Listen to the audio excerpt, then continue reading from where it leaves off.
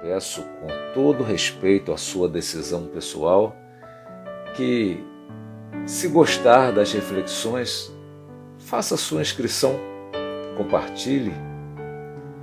A cada gravação de um novo episódio é com muita consideração à sua razão que imagino quem, onde e em que circunstância estará ouvindo.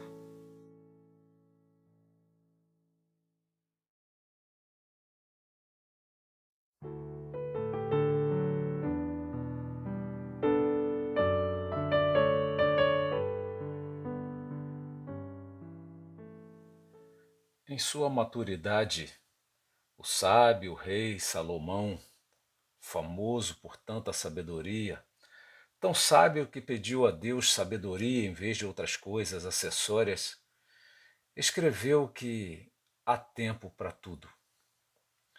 Ele diz assim: tudo tem o seu tempo determinado e há tempo para todo propósito debaixo do céu. Há tempo de nascer e tempo de morrer. Tempo de plantar e tempo de arrancar o que se plantou. Tempo de matar e tempo de curar. Tempo de derrubar e tempo de construir. Tempo de chorar e tempo de rir. Tempo de prantear e tempo de saltar de alegria. Tempo de espalhar pedras e tempo de ajuntar pedras. Tempo de abraçar e tempo de deixar de abraçar. Tempo de procurar e tempo de perder.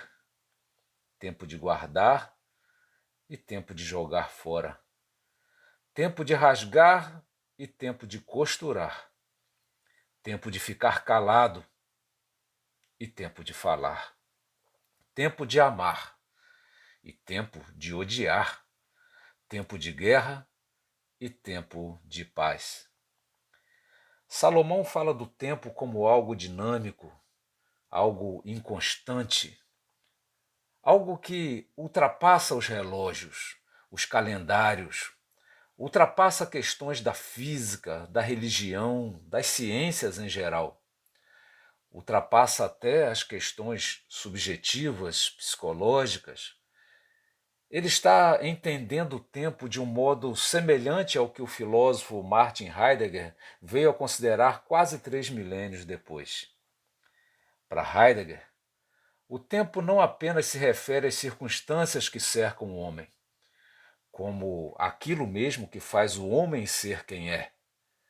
O humano é ser de tempo, que habita um mundo, uma realidade temporal. As coisas, ou entes, como chamamos em filosofia, são o que são, mas o ser delas é seu sentido, seu significado, e isso tem relação direta com o tempo que as envolve e o tempo daquele que se relaciona com elas. Então, um berço, por exemplo, é um ente que, para uma mãe, é um ser repleto de sentidos especiais, construídos no tempo. Esse tempo construiu não só o sentido do berço, como o ser da própria mãe. Aquela pessoa foi construída no tempo. Aí está a condição humana, articular-se entre o tempo e o ser. A relação entre ser e tempo. Ser e tempo é o nome da principal obra de Heidegger. Essa tarefa a que cada mulher e cada homem está fadado a empreender, ele chama de vertigem do pensar. Porque os tempos mudam e nós mudamos também. E Salomão lembra que as conveniências também mudam. Aí está a dinâmica da vida, exigindo sabedoria de cada um de nós. Vertigem do pensamento diante da dinâmica do tempo. Há tempo para tudo. Salomão está justamente dizendo que há tempo conveniente para cada reação, que cada circunstância demanda uma atitude adequada a ela, e que esta atitude não pode ser adequada a outra circunstância. Por exemplo, o tempo de abraçar, de acolher, aconchegar, não é ao mesmo tempo que o de se afastar, de romper relações, de deixar para trás. Assim, não é porque uma atitude é correta num tempo que será correta em todo o tempo. Guerra e paz não convivem. Pode haver uma aparente paz a esconder a guerra, mas onde há paz, não há guerra. Então podemos dizer que certas coisas não são apenas inconvenientes em tempo algum, pois não apenas são inconvenientes, são incompatíveis, e por isso mesmo elas se excluem e se tornam impossíveis, como plantar e arrancar o que se plantou ao mesmo tempo. E quem pensa que pode estar harmonizando estas coisas não faz nenhuma nem outra. Estraga as duas. Dentro dessa perspectiva, vou tomar um comentário feito por Voltaire, e esse comentário é a respeito da experiência de Jó. Jó era um homem rico, tinha uma bela família feliz. Ao que os detalhes da história indicam, ele era um homem árabe, mas a história enfoca o fato de ser ele um homem justo. E para ser justo e rico ao mesmo tempo, é preciso ser muito inteligente, muito trabalhador, persistente. Então, certa ocasião, sem que tivesse qualquer culpa, Jó perdeu tudo. Perdeu até seus 7 filhos e suas 3 filhas. E perdeu também a saúde. Era impossível permanecer saudável depois de tanta tragédia. Mas o seu problema de saúde era extremo. Ele ficou repleto de tumores por todo o corpo, de modo que a sua aparência se tornou repugnante, asquerosa. Mas ele não tinha qualquer culpa pelo que estava passando. Não era por desleixo, não era por falta de fé, não era por causa de atitudes erradas ou alguma coisa parecida com isso.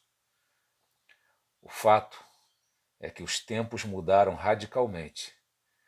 E o que sucedeu agora é o que, de modo muito simples, Voltaire trata. Ele está falando de 3 amigos de Jó que vieram visitá-lo. Eles se chamavam Elifaz, Bildade e Sofar. Voltaire os classifica como pretensos amigos insuportáveis, porque eles exortam Jó à paciência de uma maneira que impacientaria o mais pacífico dos homens.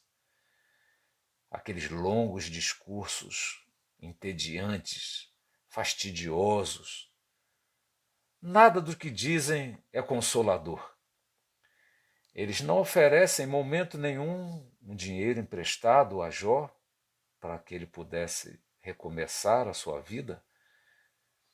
Eles são pessoas que só aconselham, mas não socorrem.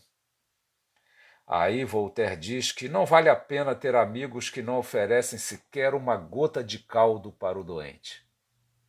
Aliás, Voltaire conclui que esse tipo de gente deve ter desaparecido quando Jó voltou a ser rico e poderoso.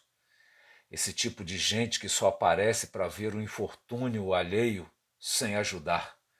Apenas critica e culpa aquele que está necessitado, que está aflito. Esse tipo de gente, Voltaire diz, passou a ser apelidado de amigo de Jó.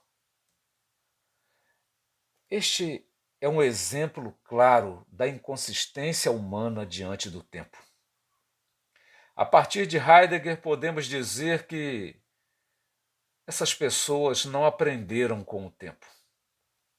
Seu pensamento era desconforme, inadequado, inconveniente, deturpado e, por isso, tão nocivo. Para aprender com o tempo é preciso escutar. É assim que o pensamento age, ouvindo, prestando atenção. Heidegger diz que a fala do pensamento é justamente escutar. Em meio a tantas falas, de tantos tipos, de tantas direções, Mesmo os ruídos falam, mesmo os silêncios falam. Cada coisa, cada gesto, cada fato, tudo está falando. São vozes ocupando o espaço da nossa existência. E em meio a todos esses discursos, o pensamento fala ao dar ouvido, ao dar atenção. É por esse calar diante das falas que ele fala, que ele se mostra. Aí está seu discurso. Ele fala quando deixa o outro lhe dizer. O pensamento só é ouvido quando ele ouve. E ao ouvir, dá ênfase à essência do que está ouvindo. Sua fala é um reconhecer o que dizem, respondendo quando ouve, respeitando. Assim ele aprende. Aprende quando apreende. Mas muitos pensamentos só querem falar sem jamais ouvir. Com medo da vertigem causada por tantas alterações na vida e por tantas visões diferentes das circunstâncias, muitos pensamentos se fecham numa visão que pode ter sido até mesmo conveniente noutro tempo, mas não em todo o tempo. Então, com Salomão, podemos dizer que falam quando deveriam ouvir, derrubam quando deveriam construir, matam quando deveriam curar. É preciso ainda mais um detalhe.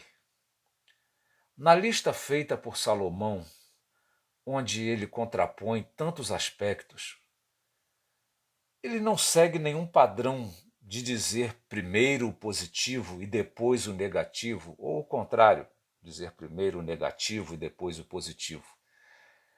E isso ele não faz porque ele sabe que não é possível fazer.